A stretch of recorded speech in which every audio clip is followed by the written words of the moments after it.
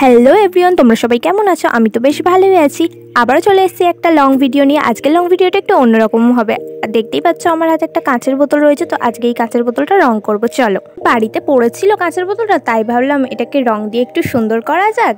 তো দেখতে একটু ফুলদানির মতোও লাগবে, তারপর আমি অনেক গাছও লাগাতে পারবো। তো যেমন ভাবনা তেমন কাজ, বসে পড়লাম রং করতে। তোমরা চাইলে তোমরাও রং করতে পারো, এরকম সুন্দর সুন্দর জিনিস রং করে বাড়িতে সুন্দর করে সাজিয়ে রাখতে পারো, দেখতেও খুব ভালো লাগবে কিন্তু।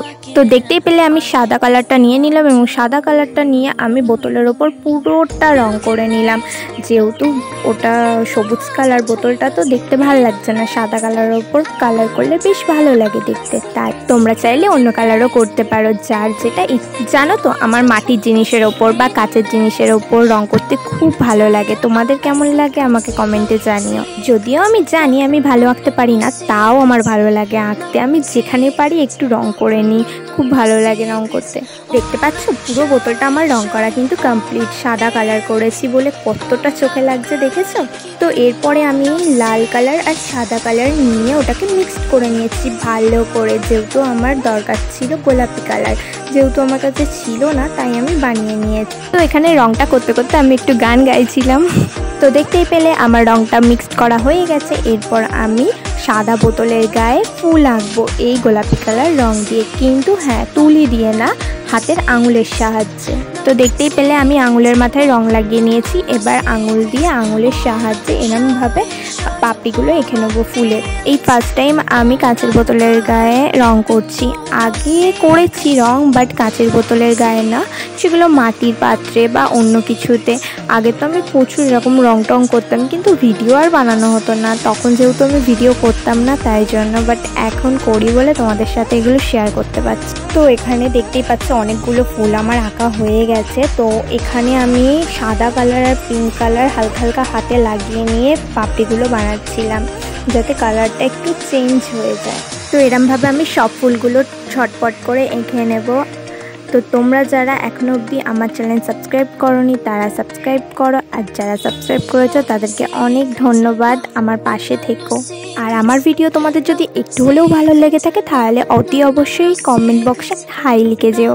তো এখানে আমার সব ফুল আঁকা মোটামুটি কমপ্লিট। এবার আমি একটা তুলির সাহায্যে ওই গোলাপি কালার দিয়ে মাথাটা একটু রং করে নেব সুন্দর করে।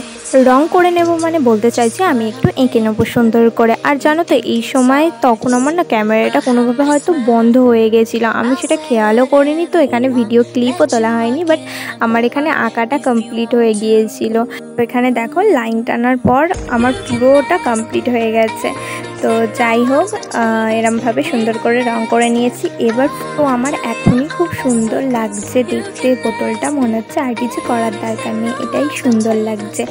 কিন্তু না, আমি এখানে আরও কিছু করব কাজ, যাতে আরেকটু ভালো লাগে। কিন্তু সবথেকে বড় কথা কি জানো, আমার কাছে সবুজ কালারই নেই পাতা করার জন্য। তো আমি ভাবলাম কি করব, পাতা তো সবুজ কালারই হয়।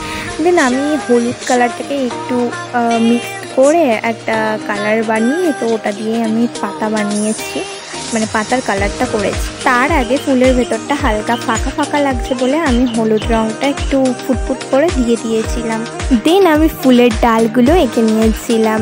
তো এমনভাবে আমি প্রত্যেকটা ফুলের ডাল এঁকে নিয়েছি। এঁকে নেওয়ার পরে পাতা করেছি।